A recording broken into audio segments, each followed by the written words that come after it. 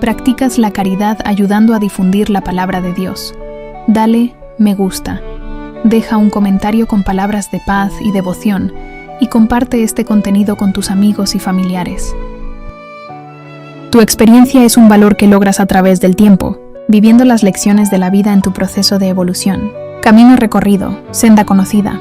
Ante tal conquista, descubres que hay una gran distancia entre la teoría y la práctica. Medita más antes de actuar, tomando decisiones tranquilas y alentadoras. Cuando actúas por impulso, estás sujeto a errores graves. Hay acontecimientos que suceden en el momento adecuado. Sin embargo, es el hombre sabio quien establece la hora para las realizaciones superiores.